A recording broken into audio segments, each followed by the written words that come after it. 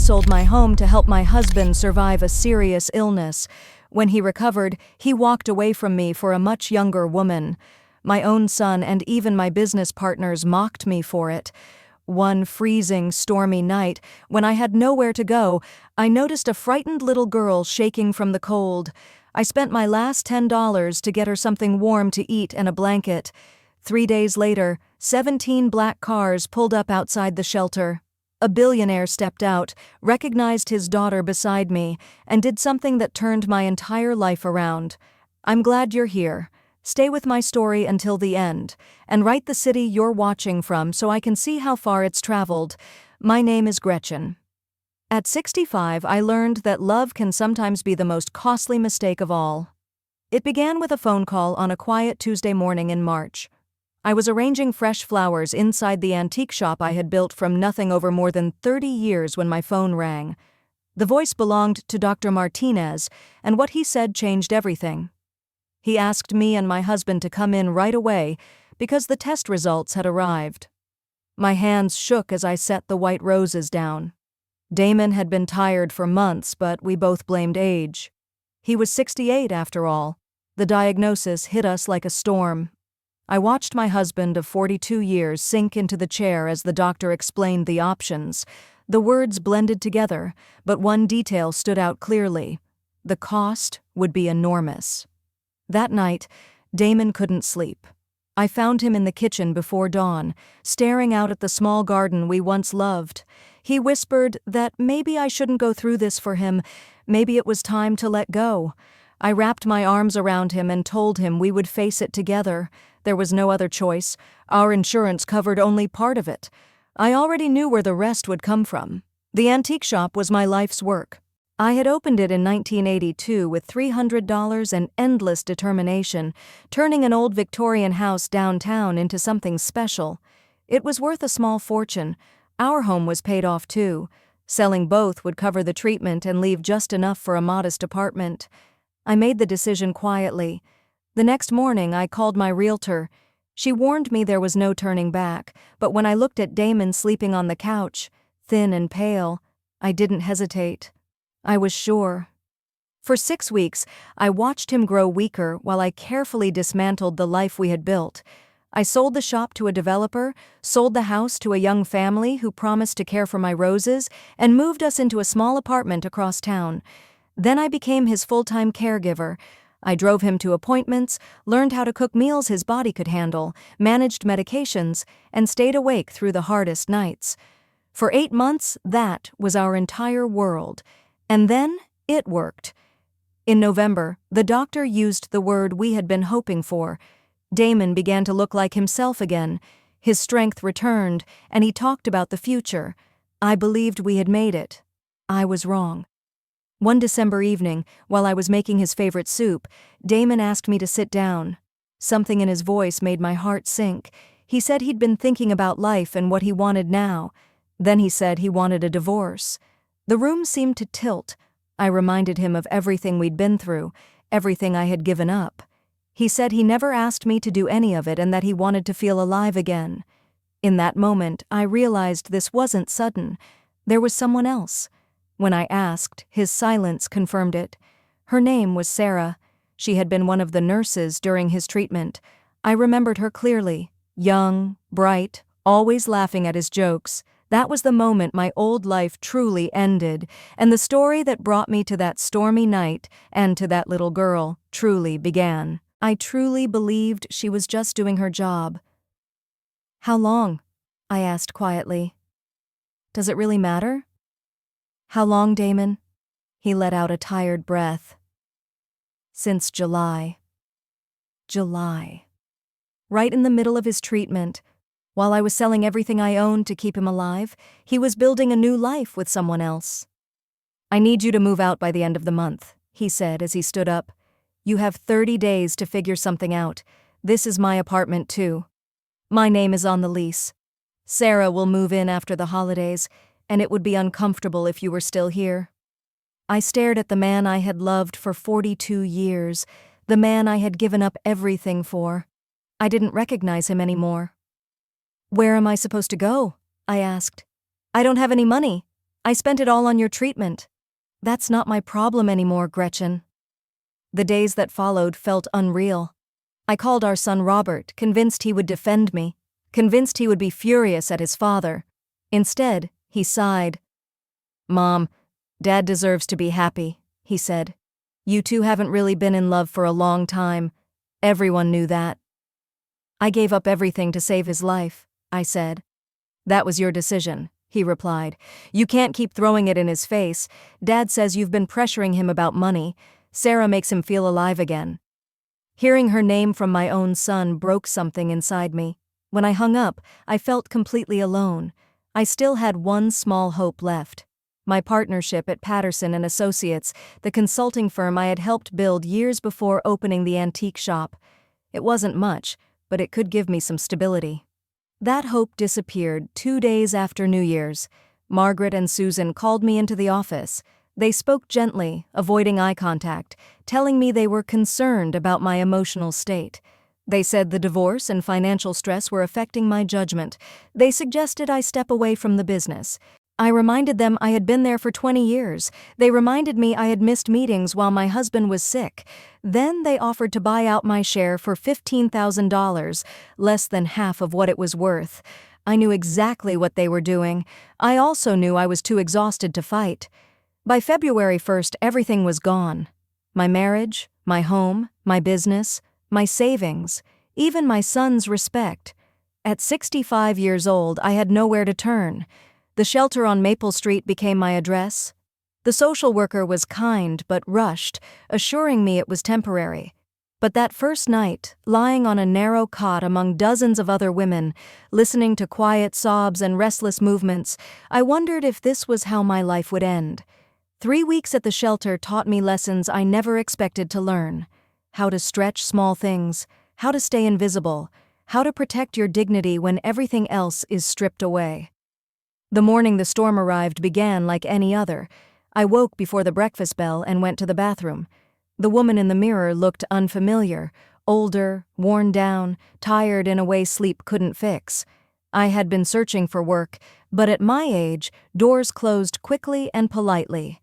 That morning, I counted what I had left, $7.34. Every penny mattered. By noon, the sky had darkened. Staff prepared for severe weather, reminding everyone to stay inside that night. As the wind picked up outside, I had no idea that this storm, the one I thought would simply be another hard night, was about to change everything in ways I could never have imagined. The storm warnings had been serious, but around 4:30 that afternoon, I realized I'd made a dangerous mistake. In the rush of a job interview that morning, I had forgotten to take my blood pressure medication. Without it, I was taking a real risk. The pills were in my small bag upstairs at the shelter, but I needed food before taking them, and dinner wouldn't be served until 6. I counted my money again, $7.34, enough for a small sandwich and maybe a carton of milk from the corner store 3 blocks away. By the time I stepped outside, the wind had already turned sharp, pushing against me with surprising strength. Heavy clouds rolled overhead, and thick drops of rain began to fall. I pulled my thin jacket closer and hurried down the street. The corner store was almost empty. I grabbed a packaged turkey sandwich and a small carton of milk, adding the cost in my head. $4.67. That would leave me with $2.67 for tomorrow. As I paid, the clerk glanced toward the window. "That storm's moving fast," he said. "You should head back." I nodded and tucked the food under my jacket. I never made it back. Halfway to the shelter, the sky seemed to split open. The rain came down in sheets, soaking me through in seconds. The wind grew fierce, sending debris skidding along the pavement and making it hard to see. I ducked into a doorway, hoping it would ease up, but it only intensified. Thunder cracked so loudly it rattled my chest. This wasn't a brief shower. This was dangerous weather. Then I heard something that didn't belong to the storm. Crying. Not the wind, not the rain. A child. I looked through the downpour and saw her huddled in an alley behind a row of trash bins beside a closed restaurant. A little girl, maybe 7 or 8, drenched and shaking uncontrollably. I didn't hesitate. I ran to her. "Sweetheart," I called, barely audible over the wind. "What are you doing out here?" She looked up at me with wide, frightened eyes.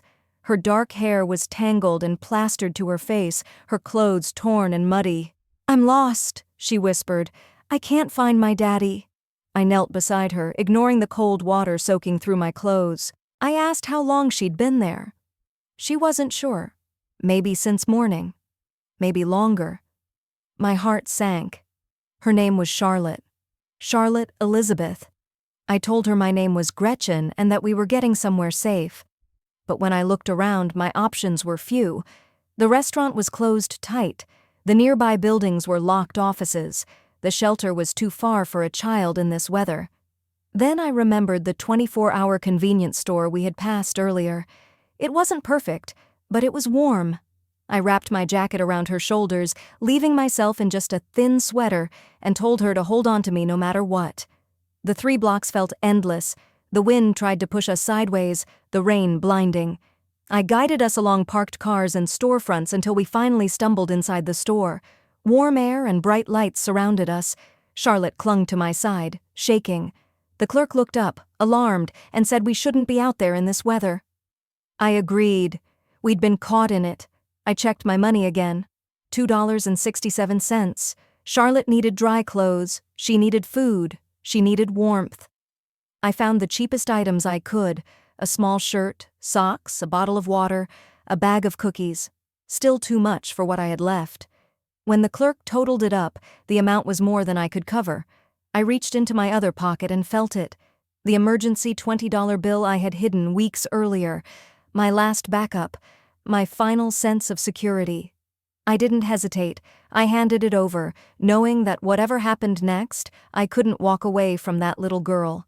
Money I had promised myself I would only touch in a real emergency. Looking at Charlotte, her lips turning blue, her body trembling, I knew this was exactly that. "Here," I said, handing the clerk the 20. He gave me my change, $10.53. Added to what I already had, it left me with $13.20. Somehow more than I'd had all day. In the tiny store bathroom, I helped Charlotte pull on the dry shirt. Her clothes underneath were still soaked, but at least she had something warm against her skin. I dried her hair as best I could with paper towels and slipped the clean socks onto her feet. "Better?" I asked. She nodded, and for the first time since I'd found her, a small smile appeared. "Thank you." We sat together in a corner of the store, sharing the cookies and water. She ate quickly, like someone who hadn't had a proper meal in a long time, and my worry deepened. "Charlotte," I asked gently, "where do you live?" "In a big house," she said between bites. "Lots of windows and a big yard." "Do you remember the address?" She shook her head. "Daddy says I shouldn't tell strangers where I live." Smart child, smart father. But it made things harder. "What about your dad's name? His full name?" "Marcus," she said right away. "Marcus Wellington." The name didn't mean anything to me, but I remembered it. "Do you know his phone number?" She shook her head again. "I'm not supposed to remember numbers either, but I was at school and then there were these men." Her voice faded, fear creeping back into her eyes. "What men, sweetheart?" "They said they knew my daddy. They said I had to go with them, but they were mean. They scared me. So I ran." My stomach dropped. This wasn't just a child who'd wandered off. "When did that happen?" I asked carefully. 3 days ago, maybe 4. 3 or 4 days. She'd been alone, hiding, surviving on the streets nearly a week. "How has no one found you?" I whispered, more to myself than to her. I took a slow breath. "Charlotte, we should call for help." Her reaction was instant. She grabbed my arm with both hands, panic flooding her face. "No, no help. They said if I did, they'd hurt my daddy." I pulled her close as she began to cry. Whatever she'd been told, it had terrified her deeply. Outside, the storm still howled. Trees bent violently, power lines sparked, and the world felt unstable in every possible way. "Okay," I said at last, stroking her hair. "Not tonight, but we have to find your dad somehow." She nodded, wiping her eyes. "He's looking for me. I know he is." We stayed in that convenience store for hours. The clerk, Danny, softened once he understood what was happening. He stopped charging for hot chocolate and told us we could stay as long as needed. "A night like this," he said, glancing at the windows. "Nobody should be outside." Around midnight, the storm finally weakened. The rain softened, the wind eased, and the city fell into an uneasy calm. "We need a safe place to sleep," I told Charlotte. "Tomorrow we'll figure out what to do." "I know somewhere," she said quietly. "There's a park nearby. It has a gazebo." The idea made my chest tighten, but I had no better option. As we prepared to leave, Danny stopped us and handed me a plastic bag filled with granola bars, bottled water, and a small blanket. "I can't pay for this," I said.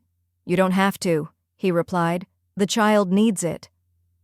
Outside, the air was cool and clean, the streets littered with broken branches and debris. The worst had passed. Charlotte led me to a small neighborhood park. The gazebo was old but solid, with a roof and partial walls. I spread the blanket on the ground, and she curled up against my side, seeking warmth. "Gretchen?" she whispered. "Yes, sweetheart?" "Are you my guardian angel?" The question caught me completely off guard. I had no home, barely any money, and no clear future, yet this child saw me as safety. "I'm just someone who cares about you," I said softly. "Daddy says guardian angels come when you need them most." I held her tighter. Maybe, just for tonight, that was true. As her breathing slowed and she fell asleep, I stared up at the gazebo roof, wondering what morning would bring. I had no idea that in less than 3 days, 17 black cars would pull up outside the shelter, and everything I thought I knew about my life was about to change forever. The next 3 days blended together in a strange mix of caution, exhaustion, and growing attachment.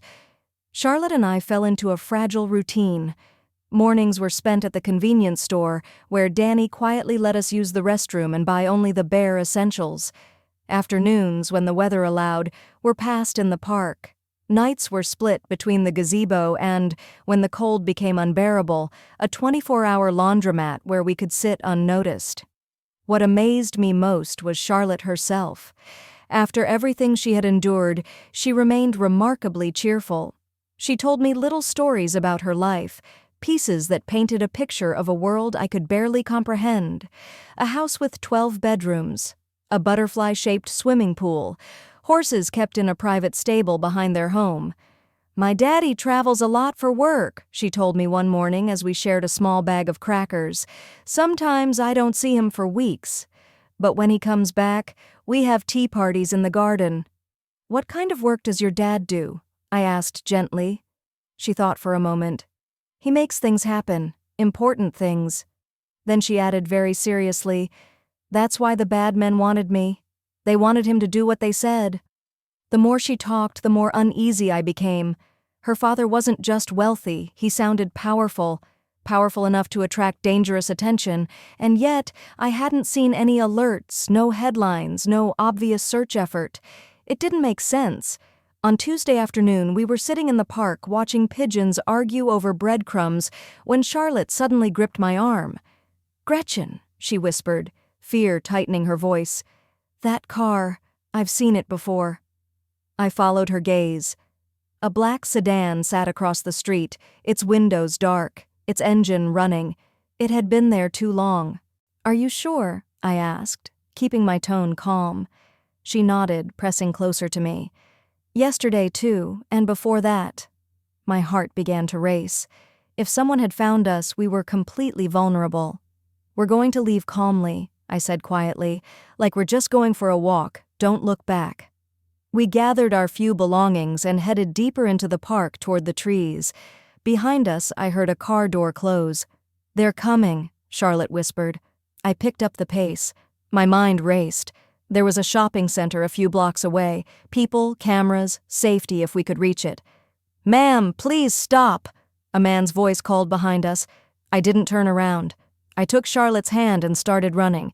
She kept up better than I expected, but I could hear footsteps getting closer. Then another black car appeared ahead, then another to the side. We were boxed in. Men stepped out, dressed sharply, wearing earpieces. They weren't rough or frantic.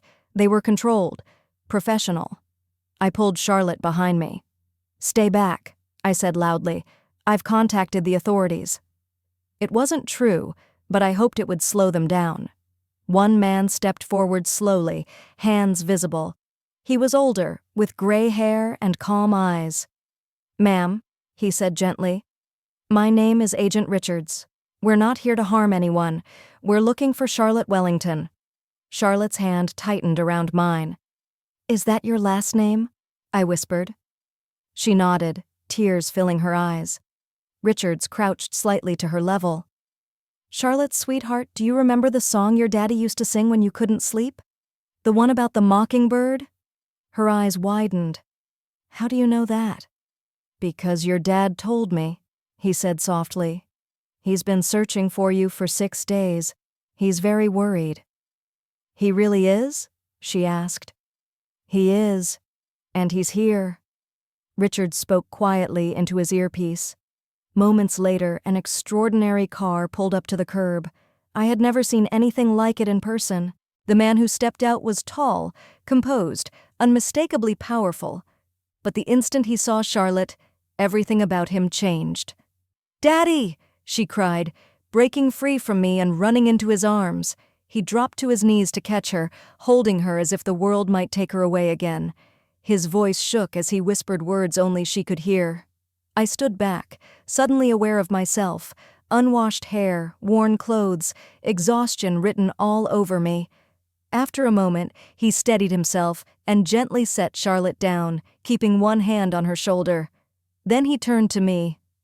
"You're the woman who protected my daughter," he said. And in that moment, I had no idea how deeply those words were about to change my life. It wasn't a question. His eyes studied me with an intensity that made me feel as if he could see straight through every defense I had. "Yes," I said quietly. "I found her during the storm. She was frightened and alone." He stepped closer, and I instinctively took a step back, not out of fear, but because his presence was overwhelming. Agent Richards spoke briefly, explaining what his team had observed. That I had stayed with Charlotte for 3 days, fed her, protected her, slept outside with her to keep her safe. I nodded, unsure what else to say. "What's your name?" he asked. Gretchen Patterson." He repeated it slowly, as if committing it to memory. "Marcus Wellington." The name still meant nothing to me, though judging by the attention from everyone around us, it clearly should have. "Charlotte told me what you did for her," Marcus said. "How you spent your last money to buy her food and dry clothes. How you shielded her from the people she was afraid of. Most people wouldn't have done that." "Anyone decent would," I replied. Something shifted in his expression. "No, Gretchen. Most people would have called for help and walked away. You took responsibility for a stranger's child." Charlotte tugged on his sleeve. "Daddy, Gretchen doesn't have a home. She slept outside with me." Marcus's focus snapped back to me. "You're without housing?" I felt my face warm. "It's temporary. I'm getting back on my feet." "Why?" His question was direct. "Life circumstances," I said carefully. He studied me for another long moment, then turned to Agent Richards. "I want a full background check. Immediately." "That won't be necessary," Richards began. "It is," Marcus said calmly. "This woman protected my daughter. I need to know who she is." I straightened. "I'm not asking you for anything." "Perhaps not," he said. "But I'm asking something of you." "What?" "I want you to come with us. Charlotte doesn't want to be separated from you. And neither do I, not until I can properly thank you." Charlotte grabbed my hand. "Please don't leave me." "She's safe now," I said gently. "She's with you." "But I want you there too," she whispered. I hesitated. "I don't think that's appropriate." "Get in the car, Gretchen," Marcus said calmly. It wasn't a request. Agent Richards stepped closer. "For your own safety, ma'am, until we're sure the threat is gone, you could be at risk." That stopped me. I hadn't thought about that. "24 hours," Marcus said. "That's all I'm asking." Charlotte's grip tightened, her eyes full of fear. "Okay," I said softly. The interior of the car felt unreal, quiet, warm, and impossibly comfortable. Charlotte sat close to me while Marcus faced us. "Tell me everything," he said to her gently. "From the beginning." As Charlotte spoke, the pieces fell into place. She'd been taken from her school by men claiming to know her father, held in an abandoned building while they waited for Marcus to agree to something. "What did they want from you?" I asked. His jaw tightened.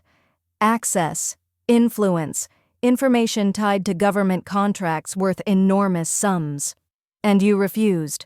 I couldn't give them what they wanted, so they kept Charlotte. What they didn't expect," he continued, "was her escaping." I looked at the little girl beside me with new respect. She hadn't just survived, she'd been brave. "How did you get away, sweetheart?" I asked. Charlotte took a breath. "I waited until they weren't watching. Then I ran. I remembered what Daddy taught me. And in that moment, I realized this story was far bigger than I ever imagined, and that my life had just crossed paths with forces I never knew existed. They left me alone for a few minutes," Charlotte said softly. "The rope wasn't tied very tight, and there was a loose board in the wall. I squeezed through and ran." Marcus closed his eyes for a brief moment. I could see the strain on his face as he imagined his daughter in that situation. When he opened them again, the car was already turning through massive iron gates. That was when I saw the Wellington estate for the first time. Calling it a house didn't even come close. The property stretched as far as I could see, with perfectly trimmed gardens, fountains, and buildings larger than most homes I'd ever known. The main residence looked like something pulled from a European fairy tale, all stone towers and sweeping arches. "This is where you live?" I asked quietly. Charlotte nodded as if it were the most normal thing in the world. "Do you want to see my room? It has a balcony that looks over the stables." As we pulled up to the entrance, people appeared almost instantly. Not one or two staff members, but an entire team moving with calm efficiency. Marcus helped Charlotte out of the car, then turned to me and offered his hand. I hesitated before taking it, suddenly aware of how different our worlds were. "Mrs. Patterson," he said as we walked toward the doors, "you need to understand something. What you did for Charlotte, it changes things. I don't know exactly how yet, but it does." I wasn't sure what he meant, but his tone made it clear that my promised 24 hours here wouldn't be simple. I had never imagined that taking a shower could feel transformative. The guest suite Marcus assigned me was larger than the entire apartment I'd once shared with my husband. The bathroom alone felt unreal, all marble and warm light, with a shower that seemed to surround me from every direction. As the hot water washed away days of exhaustion, I tried to make sense of everything that had happened in just a few hours. After we arrived, Marcus had disappeared into a series of urgent calls while Charlotte proudly showed me her part of the house. Her bedroom was enormous, just as she'd promised, with a canopy bed, shelves filled with books, and French doors opening to a balcony overlooking the stables. "This is where I have tea parties when Daddy's home," she said, pointing to a tiny table set with delicate cups. "Will you have one with me later?" "I'd love that," I told her. She beamed, but even as I smiled back, I felt out of place. This wasn't my world.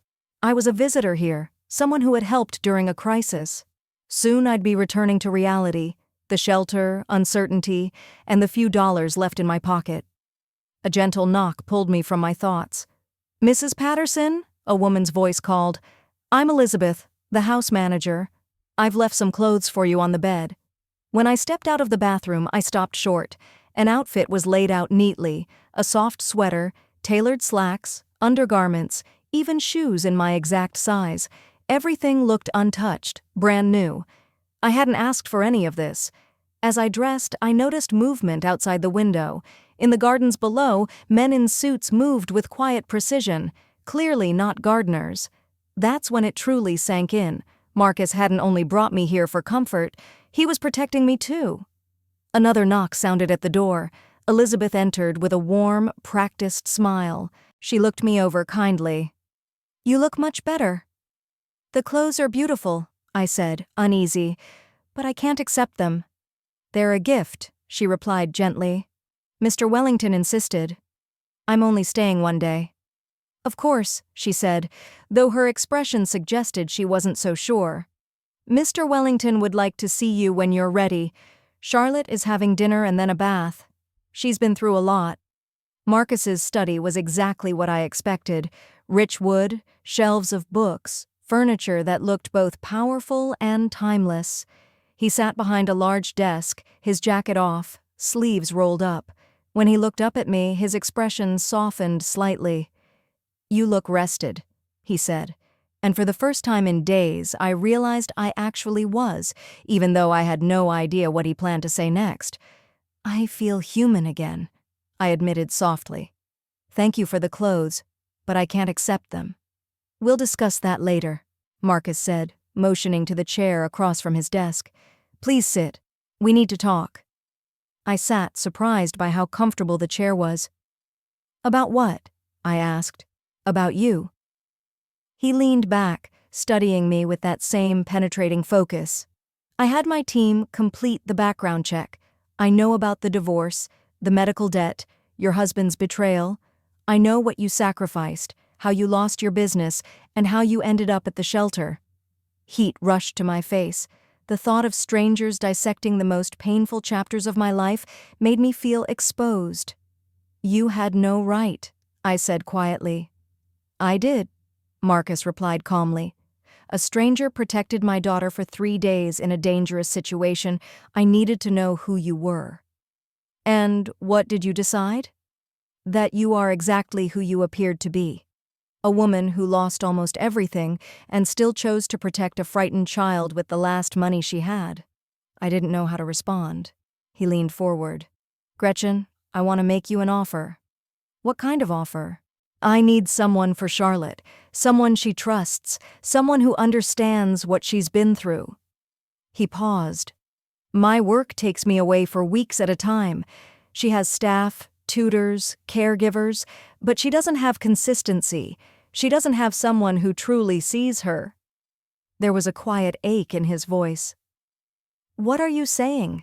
I asked. I'm offering you a position as Charlotte's companion, not a nanny, someone who lives here and is part of her daily life, someone responsible for her emotional well-being when I'm away. I stared at him. You want me to live here? Yes. The position includes a salary of $200,000 a year, full benefits, housing, meals, and an expense account for Charlotte's needs. He paused. There would also be a signing bonus of $50,000. The numbers felt unreal. This doesn't make sense, I said. You don't really know me. I know you stayed with my daughter when you had every reason to walk away. I know you gave her your last $20 while having nothing yourself. And I know she feels safe with you in a way she hasn't felt since her mother passed. Her mother? I asked. Cancer, he said quietly. When Charlotte was 5. It's been just the 2 of us ever since, and I haven't done as well as I should have. I understood then. This wasn't just a job offer. It was a father trying to fix what he knew he couldn't do alone. Why me? I asked. Because Charlotte trusts you, Marcus said, and trust can't be trained or bought. I thought of Charlotte's hand in mine during the storm, the way she'd fallen asleep against me in the gazebo. I need time to think, I said. Of course. Before I could say more, Elizabeth appeared at the door. I'm sorry to interrupt, but there's a man at the front gate claiming to be Mrs. Patterson's husband. My stomach dropped. Marcus stood instantly. You don't have to see him. I will, I said, already rising. I need to know why he's here. Then I'm coming with you. At the front gate, I heard Damon's voice before I saw him, loud, agitated, demanding. When our car stopped, I barely recognized him. He looked thinner, older, worn down. The moment he saw me, his expression shifted. Gretchen, he rushed forward. Thank God. I've been looking everywhere for you. What do you want, Damon? I asked. How did you even find me? That doesn't matter, he said quickly. I made a terrible mistake, the worst one of my life. Behind me, I felt Marcus's presence, calm and steady. "You seemed very sure when you asked for a divorce," I said. "I was scared," Damon pleaded. "Scared of dying, scared of being a burden. The illness messed with my head. I wasn't thinking clearly." I looked at him, really looked at him, and felt something unexpected. "Nothing. You didn't just push me away," I said evenly. "You replaced me, while I was selling my life to save yours." His face crumpled. "I know, and I regret it every day." "For you," I said. "Not for me." Marcus stepped forward slightly, his presence unmistakable. Damon noticed him for the first time, and uncertainty flickered across his face. "I've moved on," I continued, "not because I wanted to, because you forced me to." Silence hung between us. Finally, Damon lowered his hands. "I just wanted a chance to explain." "You have," I said. "Now you need to leave." Security stepped in, and Damon didn't resist. As he was led away, I realized something quietly powerful. For the first time in months, he no longer had control over my story. And standing beside me in front of that gate was the beginning of a life I never saw coming. Damon finally looked embarrassed. He admitted the affair had been a mistake, a huge one, and claimed Sarah had taken advantage of him when he was weak. I let out a short, bitter laugh. "Damon, you left me with nothing. You threw away 42 years of marriage for a woman young enough to be your child." "I know," he said urgently, "and I've regretted it every day since she left me. 2 weeks after the divorce was final, she took half of what I had and moved to Florida with another man." That was the truth of it. He wasn't standing there because he missed me, or because he'd finally understood my worth. He was there because the woman he chose had taken everything and walked away. "I'm sorry that happened to you," I said, surprising myself by meaning it. "But it doesn't change anything between us." "It changes everything," Damon insisted, stepping closer and completely ignoring Marcus. "We can start over, Gretchen. We can get remarried. Go back to how things were." "The way things were?" I repeated. "I sold my business to save your life. I sold our home. I gave up everything for you. And the moment you recovered, you discarded me." "I was wrong," he said quickly. "You were selfish," I interrupted, my voice steady now. "And cruel. You left me with nothing." Then he gestured toward the mansion behind us. "Well, look at you now. You've clearly landed on your feet, found a wealthy man to take care of you." The assumption in his voice hit hard. "You have no idea what you're talking about," I said quietly. "I know you're not sleeping in a shelter anymore," he shot back. "And I know those clothes cost more than most people earn in a month. You moved on fast for someone who claimed to love me." "Claimed?" I said sharply. "I gave you my life, Damon, my dreams, my future, and you walked away the moment it suited you. People make mistakes. Some mistakes can't be undone." Marcus stepped forward then, his presence calm but unmistakable. "This conversation is over." Damon finally seemed to notice him. "And who are you supposed to be?"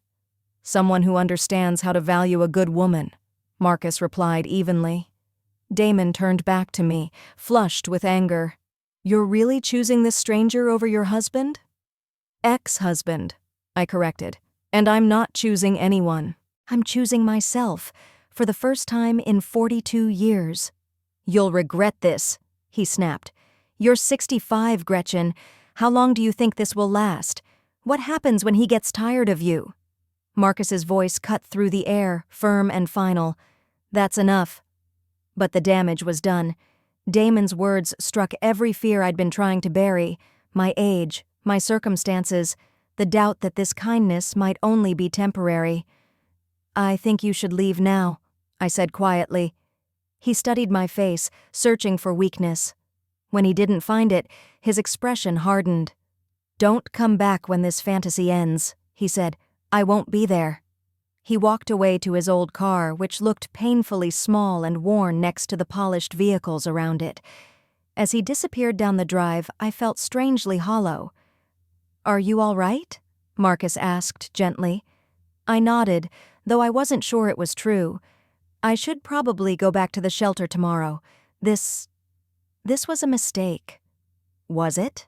He asked. You heard him. I'm 65. Charlotte needs someone young, someone with energy.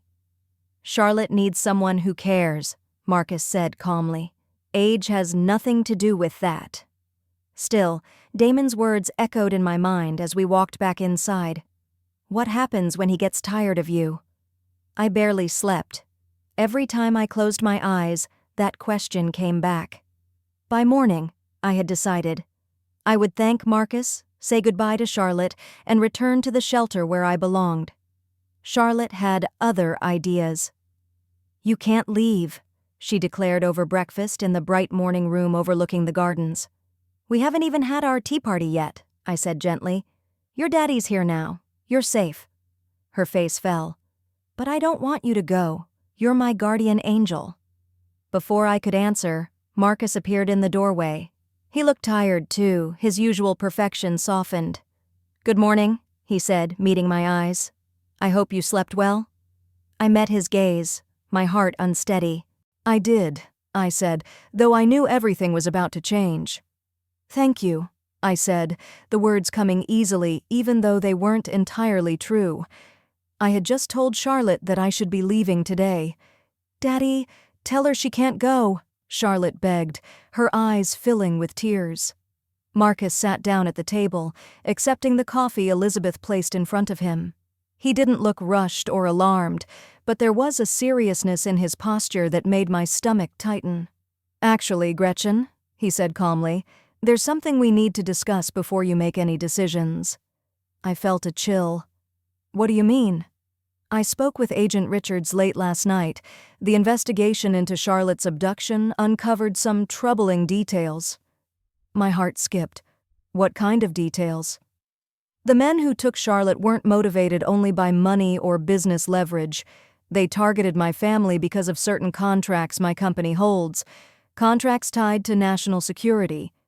Charlotte had gone completely still, listening. This was clearly new to her as well.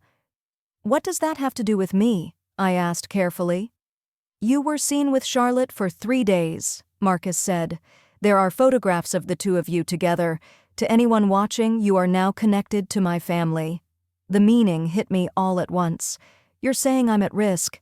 I'm saying that returning to the shelter or trying to disappear would be unsafe. These people don't simply walk away. The room felt suddenly smaller. So what are you suggesting? That the offer I made wasn't only generosity, Marcus replied evenly. It's also the safest option for everyone. Charlotte reached across the table and held my hand. Please stay. I'll be really good. We can have tea parties every day. I looked at her, at this child who had already lost so much, and felt my resolve weaken. I need time, I said quietly. Of course, Marcus nodded. But there's one more thing you should know. Before he could continue, Elizabeth appeared in the doorway, her usual calm replaced by restrained anger. I'm sorry to interrupt, sir, but there's another situation at the gate. Marcus stiffened. The same man as yesterday? No, sir. This time it's a younger man claiming to be Mrs. Patterson's son. He's with the older gentleman. My heart sank. Robert. Of course Damon would bring him. I don't have to see them, I said quickly. Marcus shook his head. It's better to handle this now. 20 minutes later, I stood at the gate facing both Damon and my son. Robert looked uneasy but determined. Damon looked confident, almost smug. Mom, Robert said, Dad told me what happened. I told him the truth, I replied calmly. He made a mistake, Robert said. That doesn't mean you turn your back on family. I looked at him steadily. Where were you when I needed my family, Robert? When I was living in a shelter? His eyes dropped. I didn't realize it was that bad. You didn't want to, I said. Damon stepped forward impatiently. Let's get to the point. I spoke with a lawyer. Since our divorce isn't finalized, you're still my wife. That means you can't enter into financial agreements without my consent. I stared at him. That's not true. The divorce was finalized months ago. Actually, it wasn't, Damon said with satisfaction. There was a filing issue. Technically, we're still married. The ground seemed to shift beneath me. That's impossible, I said. Check if you want, he replied smoothly. I'm trying to save our marriage. This is just you reacting emotionally. Home to what? I asked. The apartment you shared with Sarah? She's gone, Robert said quickly. Dad's alone. He needs you. He needs control, I said, just like before. That's when Marcus stepped forward. I hadn't noticed him approach, but suddenly his presence was undeniable. Gentlemen, he said calmly, there seems to be some confusion. Damon glanced at him dismissively. And you are? Marcus Wellington, he replied, and you are currently on my property. We're here to get my wife, Damon said, puffing himself up. Your wife? Marcus raised an eyebrow slightly. That's interesting. According to my legal team, your divorce from Mrs. Patterson was finalized 4 months ago. The color drained from Damon's face. That's not... There was no error, Marcus continued evenly. But if you'd like, my attorneys would be happy to explain it to yours. For the first time since I'd seen Damon, he had nothing to say. There was no error, Marcus said evenly, his calm voice carrying an unmistakable edge. What there was appears to be an attempt to manipulate Mrs. Patterson with false information. Robert looked between us, confused. Dad, you said... Your father lied, Marcus said simply, just as he's been dishonest about why he suddenly wants his ex-wife back. You don't know anything about our situation, Damon snapped. Don't I? Marcus replied. He took out his phone and scrolled. Damon Patterson, 68 years old, divorced, recently lost approximately $80,000 to a fraudulent investment promoted by his girlfriend, Sarah Morrison, currently several months behind on rent, credit cards maxed out, bank accounts overdrawn. With every word, Damon seemed to shrink. So you see, Marcus continued calmly, this isn't about reconciliation. This is about financial desperation. Robert stared at his father, shock written across his face. Dad, is that true? Damon's face flushed, his voice rising. Gretchen, you can't honestly believe. I can, I said quietly. Because it's exactly what you did before. You used me then, and you're trying to do it again now. I was sick, Damon protested. I wasn't thinking clearly. And now? I asked. What's your excuse now? He had none. Marcus stepped forward, his presence suddenly overwhelming. I understood in that moment why people obeyed him without question. This is what's going to happen, he said calmly. You will leave this property immediately. You will not contact Mrs. Patterson again. You will not attempt to pressure or manipulate her. If you do, you will learn exactly how much influence a man with my resources can have. You can't threaten me, Damon said, though his voice shook. I'm not threatening you, Marcus replied. I'm informing you. He paused, letting the words sink in. Mrs. Patterson is under my protection now. Damon understood. Whatever resistance he had left vanished. But Robert wasn't done. Mom, please don't let this man turn you against your own family. I looked at my son, the boy I had raised, defended, and sacrificed for, and felt a deep, quiet sadness. Robert, where were you when I had nowhere to sleep? I asked softly. I didn't know. You did, I said. Your father told you. You chose not to care. That's not fair. When I called you after the divorce, what did you say? I continued. You told me to accept that your father deserved happiness. You dismissed my pain and took his side without listening to mine. Robert's face reddened. He's my father. And I'm your mother, I said. But that didn't seem to matter when it was inconvenient. So that's it? Robert said sharply. You're choosing this stranger over your own family? I'm choosing myself, I replied calmly. For the first time in my life, I'm choosing what's right for me. You'll regret this, Damon muttered bitterly. Marcus didn't even blink. Are you threatening my family, Mr. Patterson? The word family struck me like lightning. Because if you are, Marcus continued, you should know this entire conversation is being recorded. Threatening the family of someone connected to government security matters carries serious consequences. That was the end of it. Damon and Robert left without another word, their shoulders slumped. Whatever pride they had came in with long gone. As their car disappeared down the drive, I felt something inside me finally close. A chapter ending. "Are you all right?" Marcus asked gently. "I think so," I said. "Did you mean what you said?" I asked after a moment. "About family?" Marcus was quiet for a long time. "Charlotte lost her mother when she was 5, he said. "I've tried to be everything for her, but I know I've failed in ways that matter. She needs stability, someone who puts her first." He looked directly at me. "In the 3 days you were with her, she smiled more than she had in months. She laughed. She felt safe. You gave her something I couldn't." "What was that?" I asked. "A mother's love." The words settled between us. "I can't replace her real mother," I said softly. "I'm not asking you to," he replied. "I'm asking you to be yourself, the woman who gave her last $20 to protect a frightened child." For the first time in months, I allowed myself to imagine a different future.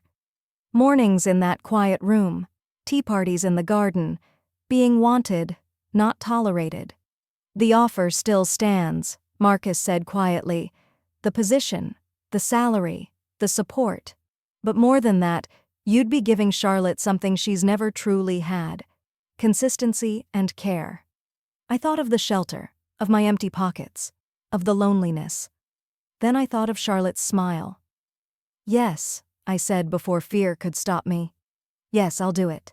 Marcus smiled, not the smile of a powerful businessman, but the smile of a grateful father. "Charlotte is going to be over the moon," Marcus said with a quiet smile. As we walked back toward the house, I felt it too, that deep, unsettling sense that this choice would change far more than my address. It would reshape my entire life in ways I couldn't yet see. 2 years later, I stood in that same garden where Charlotte and I had shared our very first tea party, watching her run through the roses, laughing as she chased butterflies. At 10 years old, she was taller now, more confident, but she still insisted on our daily tea time like clockwork. Everything had changed, but not in the ways I once imagined. Marcus had kept every promise: the salary, the benefits, the bonus. All of it arrived exactly as he said it would. But more importantly, he had kept his word about something far greater: family. "Gretchen," Charlotte called from near the lavender bushes, "the blue butterfly is back." I walked over to find her crouched low, watching a brilliant blue butterfly rest gently on the flowers. "She only comes when she knows it's safe," Charlotte said softly, "just like you did." The wisdom in her words caught me off guard. In 2 years, she had grown from a frightened child into someone thoughtful and deeply observant. "I think you're right, sweetheart," I said, sitting beside her. Our mornings had become sacred: breakfast together, time in the garden, her lessons with tutors while I handled the busy rhythm of the Wellington household. Because that's what I had become. Not just Charlotte's companion, but part of the family. The shift happened slowly. Marcus began asking my opinion about Charlotte's education, her activities, how she was coping emotionally. Then he started including me in household decisions, staff matters, even parts of his travel schedule. 2 weeks away is a long time, he'd say over dinner. "She's doing better," I'd reply, "but regular video calls will help." It all became natural. 6 months after I moved in, Marcus surprised me again. A new title and a significant raise. Head of Family Operations, with a salary of $300,000 a year. "I don't understand," I told him. "I'm already doing what you hired me to do." "You're doing far more than that," he replied. "You make this house feel like a home." But the moments that mattered most weren't written on contracts. The first time Charlotte introduced me to her friends as her Gretchen mom. The night she had a nightmare and ran to my room instead of her father's. The afternoon Marcus introduced me to a colleague as the person who keeps his family grounded. Little by little, the truth became undeniable. I didn't just work for the Wellingtons. I belonged to them, and they belonged to me. "Lessons time," I reminded Charlotte as we headed inside. "Do I have to?" she groaned. "Can't we stay in the garden all day?" You have a riding competition next month, I teased. Her face lit up. Oh, I need to practice my jumps. As we entered the morning room, I nearly bumped into Elizabeth, who was carrying a silver tray with a thick envelope on it. Mrs. Patterson, perfect timing, she said. These just arrived for you. My heart skipped. Official papers never meant anything simple. What are they? I asked. I'm not certain, Elizabeth said, but they were marked urgent. I took the envelope, my mind racing through every possible worry, but as I read the documents, confusion replaced fear. What is it? Charlotte asked, watching my face. I don't think I understand, I said, scanning the pages again.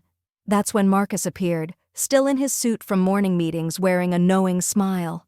Ah, he said lightly. They came. Marcus, I asked slowly, what is this? He sat across from me, suddenly serious. It's an adoption proposal.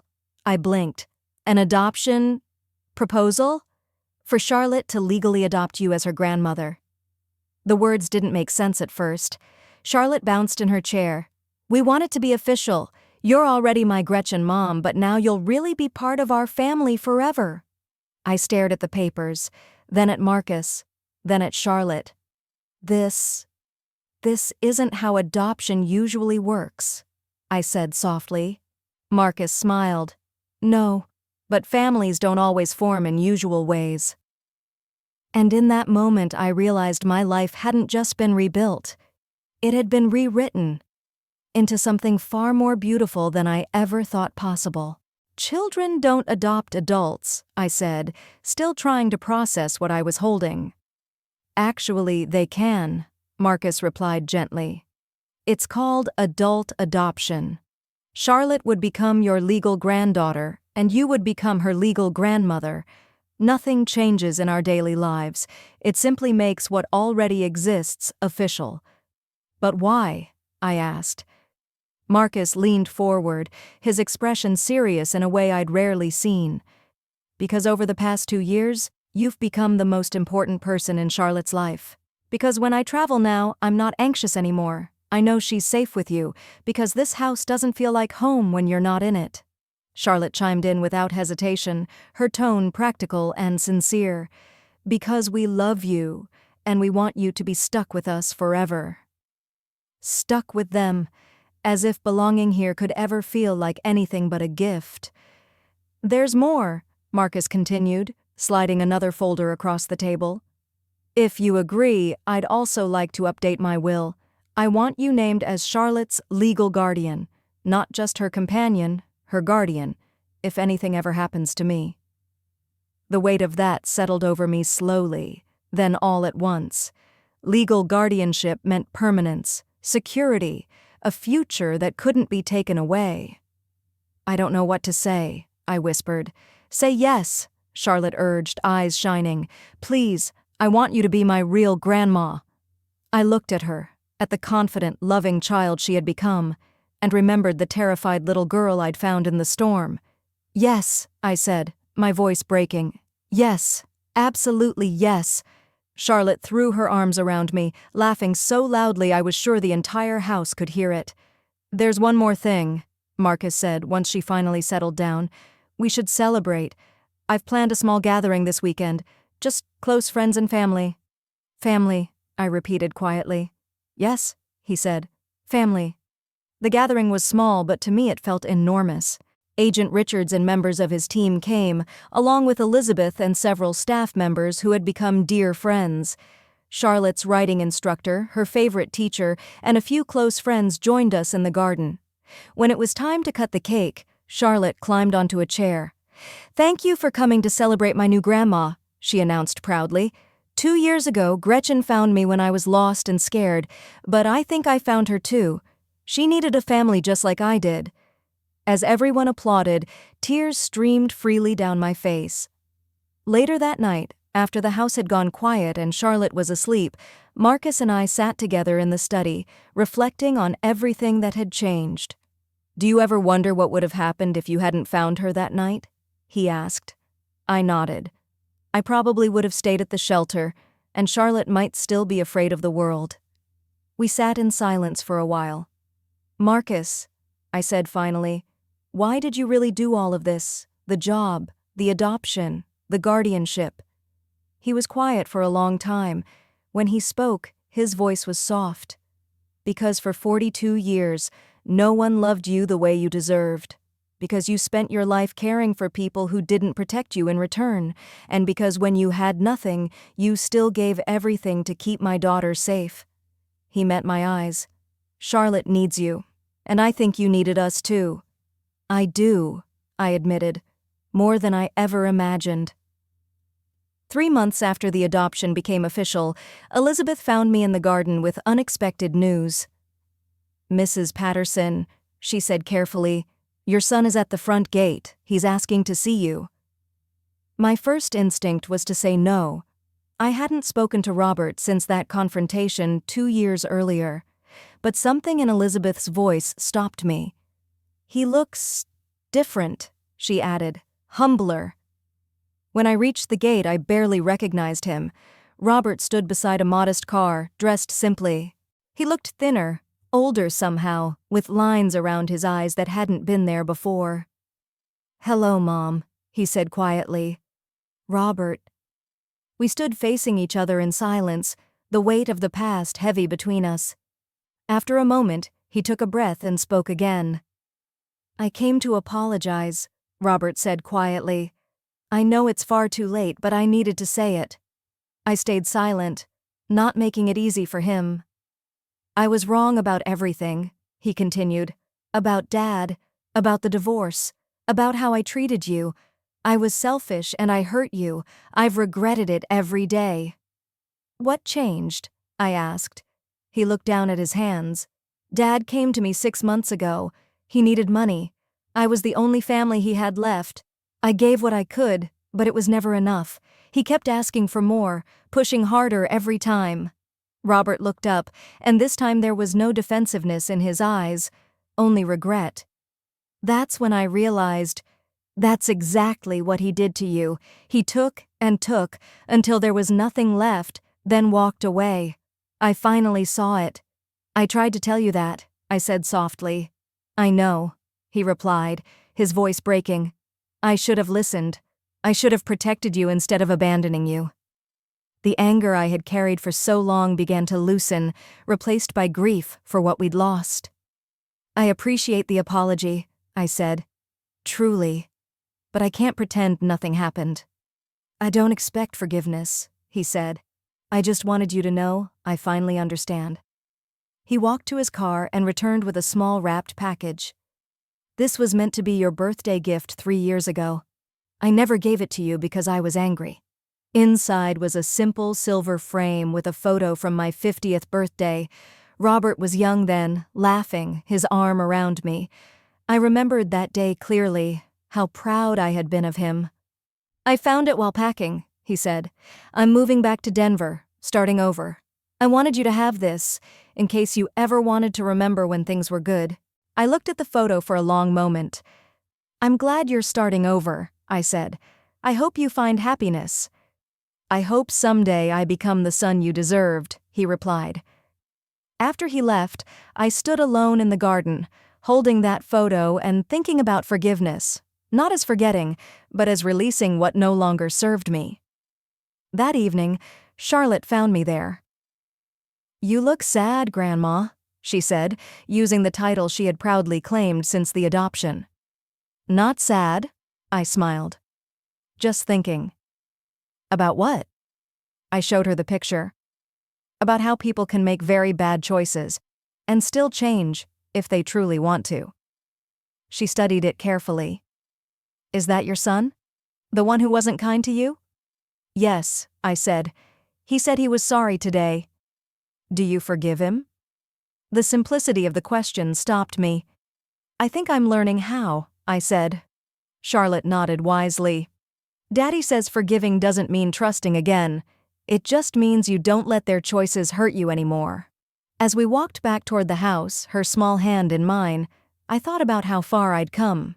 2 years earlier, I had been broken, alone, and afraid. I had spent my last $20 on a frightened child and believed it was the final act of a life that had given everything and received nothing in return. I was wrong.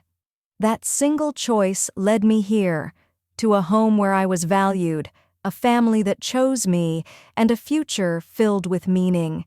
Sometimes guardian angels don't just save others, sometimes they save themselves too.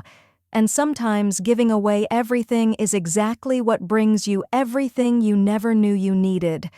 Standing in the doorway of the house that was truly my home now, watching Charlotte run ahead to tell her father about our garden conversation, I felt something I hadn't felt in decades.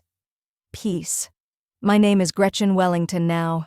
I am a grandmother, a mother in every way that matters, and part of a family built on trust, care, and real love. At 67 years old, my real life finally began. Now I want to ask you, what would you have done in my place? Have you ever faced a moment that changed everything? Share your thoughts in the comments. And before you go, check out the 2 stories on the final screen. They're channel favorites and they might surprise you. Thank you for staying with my story until the end.